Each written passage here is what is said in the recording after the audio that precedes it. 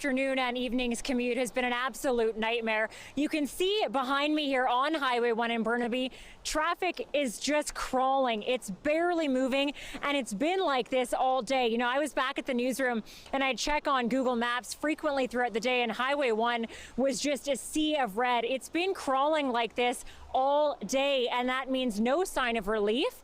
And that has prompted a lot of questions by commuters in the way of were cities and the province prepared for this? It all started last night.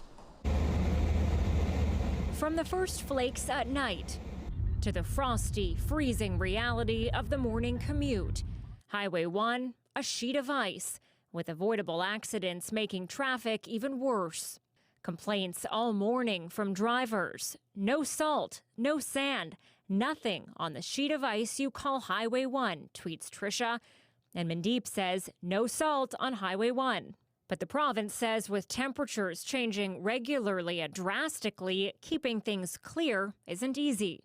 We're salting, we're brining, we're applying abrasives, but there are challenging winter conditions out there. He says highways are cleared on a priority basis. A Highway 1 corridor has our highest ranking and obviously gets the most level of attention and the most immediate response, and then we work our way down from there. Our contractors are expected to perform, and we audit them regularly on this on a 24-hour, 7-day-a-week basis. But the Trans-Canada, not the only major route hit hard. As far as you can see, just a parking lot. Multiple crashes near the Tsawwassen Ferry Terminal stranded drivers and forced them to get creative. After 2 hours and then 3 hours, people have needs. So a lot of people starting to circulate, do their things, roll down windows, dump certain things. These delays come after weather caused 3 straight days of canceled ferries. Most of us, it's been so cold, you have to just sit in your car with the engine running to get heat. And I think a few people ran out of gas, so they would walk by asking for gas cans. The hope is with this snowfall being the primer and more snow expected, drivers and maintenance crews will be able to better prepare. Now, of course, it's not just highways like this one that have been dealing with the chaos and the traffic jams. It's also side streets throughout Metro Vancouver and the Fraser Valley. Those side streets are covered in white, and it's very unlikely they're going to be cleared anytime soon, if at all. In fact, residents may actually have to take some of that clearing into their own hands. Let's go now to Eva Ugwen-Sanj, who spent the day looking at some of those problems around the region. The big freeze left many commuters stuck. Buses going nowhere, massive delays on SkyTrain, and accidents shutting down roads, like the one leading up to Mount Seymour on the North Shore. I wanted to leave around 9:30, and here we are, 1:30 in the morning, and I'm just getting down now. Dozens of skiers and snowboarders were trapped at the Mount Seymour ski resort for hours Sunday night after a vehicle incident shut down the only road leading up and down the mountain. In Surrey, it's been all hands on deck since last week.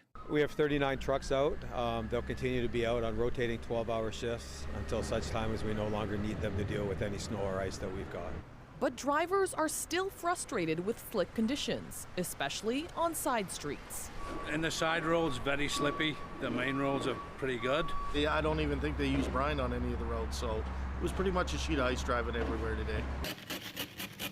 And residents shouldn't expect those side streets to get cleared anytime soon, as cities like Surrey and Vancouver continue to focus on priority roads. With needing to hit those priority routes to manage the ice, we're going to have to hit them continually. So we don't see coming off priority routes for some time.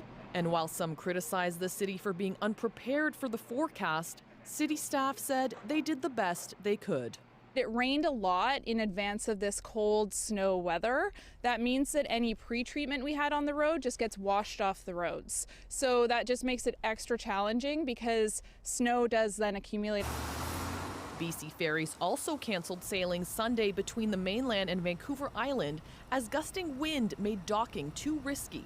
That meant Monday morning sailings filled up quickly. Unfortunately, there was a very bad motor vehicle accident just outside of the Tsawwassen terminal, and I know that police have been on scene for most of the morning, and they are having single lane traffic, so it has caused us some backups today. Temperatures across Metro Vancouver hovered between -3 and -5 degrees all day. It's expected they'll stay below freezing for the coming days. Eva Ugwensenj, CBC News, Surrey.